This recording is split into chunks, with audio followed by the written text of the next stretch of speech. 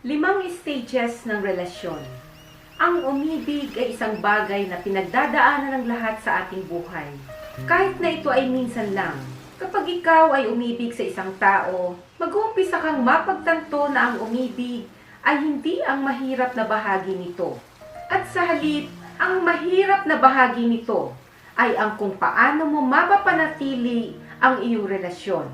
Ang bawat relasyon ay magkakaiba, na siyang dahilan kung bakit mahirap maglakbay sa pamamagitan ng iyong sariling paraan. Hindi mo palaging magagamit ang mga pamamaraan na gagana sa iyo at sa iyong naging kapareha dati. Ang pwede mo lang sabihin ay ang bawat relasyon ay karaniwang nagdadaan sa limang stages na ito.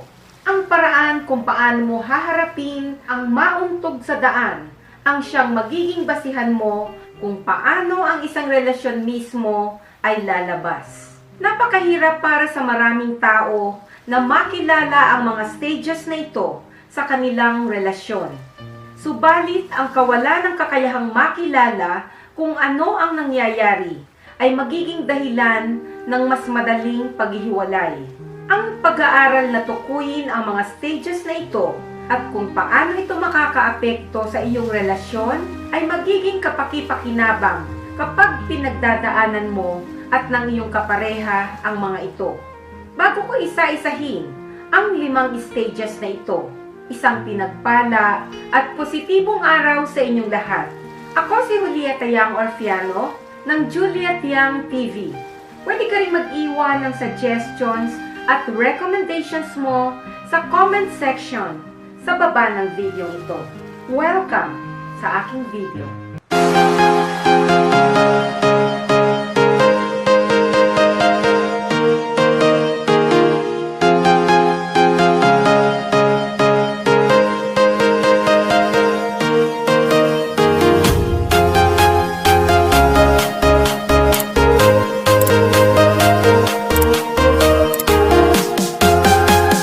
So, narito na ang limang stages ng isang relasyon. Una, the romance stage, ang yugto ng pag-iibigan. Kapag umibig ka sa isang tao, napakahirap para sa iyo na makilala ang kanyang hindi mabuting katangian. Masyado kang nakatuon sa iyong pagkahumaling na siyang dahilan kung bakit mabibigo kang makita ang anumang hindi maganda sa kanya. Habang nakikita mo ang iyong kapareha sa screen ng perfection at ganun din siya sa iyo. Ngunit ang tila walang katapusang panaginip na ito ay hindi magtatagal ng walang hanggan. Kadalasan ng ganitong yugto sa isang relasyon ay hindi lumalagpas sa loob ng 2 taon. Pumunta tayo sa mas medyo malalim at tingnan natin ang yugto ng pag-iibigan kahit na ang lente kung paano nabubuo ang isang pag-ibig. Nang mabuo ang ating sangkatauhan, nais ng ating kalikasan na tiyakin na ang ating uri ay hindi mawawala. Ang mga human beings na ito ay ipinanganak ng may reproductive organs at proseso ng pag-iisip upang maipahayag ang ating damdamin sa bawat isa. Habang patuloy na nakikibagay ang kalikasan, sa kalaunan ay nabuo ng tao ang damdaming tinatawag na pag-ibig. Ito ang nagbibigay daan sa atin upang makipagbuklod sa isa't isa at bumuo ng intimate na relasyon. Subalit kapag tayo ay umibig, madalas ay umiibig tayo sa isang tao na karaniwang hindi maituturing na katugma natin. Bagaman, makikita natin sila bilang isang tao na siyang tutupad sa ating mga pangarap. Meron din silang kakayahang gawin ang kabaliktaran nito. Ngunit bakit kaya ang nature ay inilaan tayong magmahal sa isang taong hindi natin katugma? Karaniwan na nagmamahal tayo sa isang tao na kabaliktaran ang ugali sa atin. Kapag binalikan natin ito, magtataka tayo kung bakit tayo iibig sa isang tao na iba sa ating sarili. Ngunit ang kalikasan ay sinadyang gawin na tayo ay umibig at sinisiguro nito na gagawin natin ito sa pamamagitan ng pagpapalabas ng ating utak ng tinatawag nating feel-good hormones o masarap na pakiramdam na mga hormones. Kasama na rito ang oxytocin, phenylethylamine, serotonin at dopamine. Ang mga hormones na ito ang nagbibigay ng tulong sa isang biochemical na proseso na nag-aalis sa atin ng mga stressors at pumupuno sa atin ng mga infatuation. Ito ang dahilan kung bakit mahirap na makilala ang mga depekto ng iyong kapareha. Itinatago ng hormones na ito ang mga kapintasan at hinihikayat tayo na gawin ang ating makakaya na panatilihing buhay ang pag-ibig. Habang tayo ay hindi talaga nagsisinungaling sa ating mga kapareha, tayo ay nakasuot ng maskara ng adoration. Ang pag-alis sa maskarang ito at ilantad kung sino talaga tayo ay maaaring maimpluwensyahan ang ating kapareha na umalis, kaya't pinapanatili natin itong nakasuot. Pangalawa, the power struggle stage. Yugto ng pakikibaka sa kapangyarihan. Kapag iniisip natin ang isang relasyon, ang karaniwang naiisip natin ay ang larawan ng isang perpektong relasyon na nakikita natin sa mga pelikula o nababasa natin sa mga nobela. At ito ang dahilan kung bakit napakadali nating ipagpalagay na ang ating relasyon ay hindi kailanman maaaring maging perpekto. Maliban na lang kung ito ay katulad ng nakita mong ipinalabas, ang ganitong stage ay ang nagiging sanhi ng sobrang tensyon, sakit ng loob sa pagitan ng magkapareha nang dahil sa katotohanan na ang matamis na pagmamahalan na minsan ay meron kayo ay nagkawatak-watak na sa harapan ng inyong mga mata. At kung minsan ay napapalitan ang missing emotion na ito ng galit, na nagdudulot ng mas maraming problema sa sarili nito. Humihinto ka sa pagtutuon ng iyong pansin na dati ang tingin mo sa iyong kapareha ay tila isang perpekto at nag-uumpisa ka ng makilala ang kabaligtaran nito sa kanya. Kapag ang isang couple ay nagdadaan sa ganitong stage sa kanilang relasyon, ang isa sa kanila ay karaniwang umaatras. Mararamdaman niya na tila siya ay nadaya sapagkat ang kanyang kapareha ay naging ganap na kakaibang tao mula sa orihinal na kanyang inibig. Kapag ang isang kapareha ay ginawa ito, ang isa ay hahabulin siya sa pamamagitan ng paghingi ng atensyon habang nakakaramdam ng takot na siya ay emosyonal na iiwan. Pangatlo, stability stage, ang yugto ng katatagan.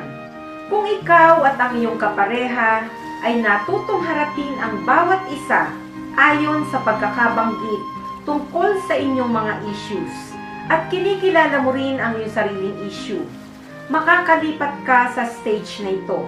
Pagkatapos niyong malagpasan ang mga lubak sa daan, ikaw at ang iyong kapareha ay nasa malalim na at mas nakakakilig na pag-ibig kesa sa dati.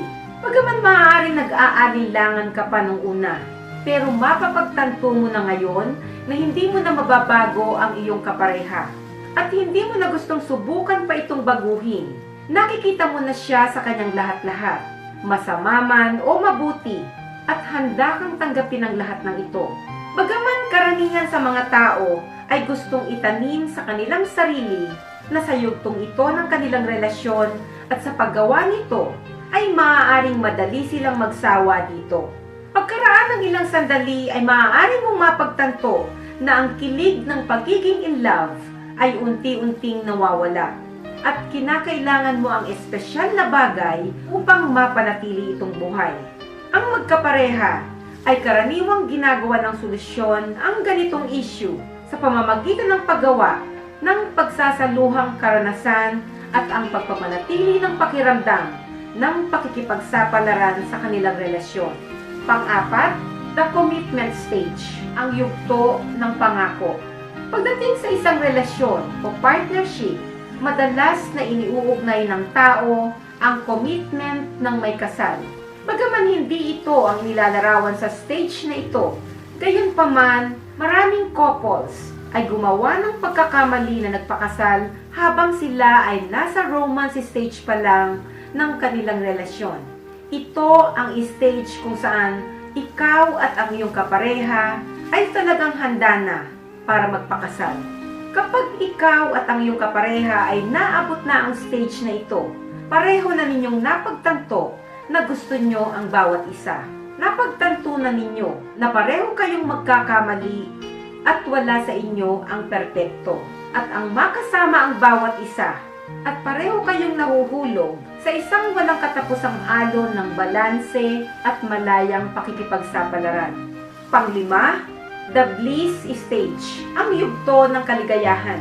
Sa sandaling maabot mo na ang stage na ito, ang iyong kapareha ay alam na minamahal nyo ang isa't isa at magdedesisyon na kayong lumabas sa mundo upang ipakita ito at kung paano ka binigyan ng buhay ng kalikasan at ng kakayahan na lumikha ng maligayang karanasan ng magkasama sa ngayon na tumatawag sa iyo upang magbigay ng kapalit.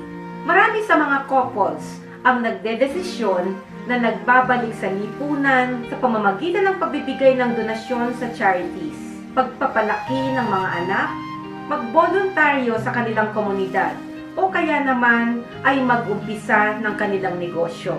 Ngunit tandaan mo, kung ikaw at ang iyong kapareha ay matagal nang magkasama, dapat siguraduhin mong ipagpatuloy na alagaan ang inyong relasyon upang hindi ka magkaroon ng problema. Bagaman ang isang relasyon ay maaaring maging mahirap kung minsan, ang mahalaga ay alam mo kung paano mo mabisang pangangasiwaan ang mga bagay. Ang umibig ay hindi nangyayari sa lahat ng oras. At kapag nagsimula kang makilala ang mga stages na ito sa iyong relasyon, ito ay magiging mas madali na para sa iyo na harapin ang mga ito ng maayos. Tandaan mo, natural lang na mawala kung minsan ang damdamin sa ibang tao. At ang lahat ng bagay ay hindi nananatiling magpakailanman. Ngunit hindi ito nangangahulugan na dapat mo itong panghinayangan. Sa kabuuan, ang paglalaan ng oras na pangalagaan ang iyong relasyon ay magbubunga ng hindi maisip na mga paraan. Ano sa palagay mo? Kung ikaw ay may karelasyon sa ngayon, nasa anong stage ka na sa ngayon? At alin sa mga stage na ito ang sa palagay mong pinaka-challenging? Pwede ko bang malaman? Pwede mong ilagay sa comment section sa baba ng video ito ang sagot mo. Maraming salamat sa panonood ng aking video. Sana ay nagustuhan mo at may napulot kang aral dito. Huwag mong kalimutang mag-like, share, at mag-subscribe sa channel ko. Pindutin mo na rin yung bell all button para lagi kang ma-notify kapag may bago akong video. Pwede ka rin mag-iwan ng suggestions at recommendations mo sa comment section sa baba ng video ito. Hanggang sa muli, ako si Julieta Yang Orfiano. See you sa mga susunod ko pang videos.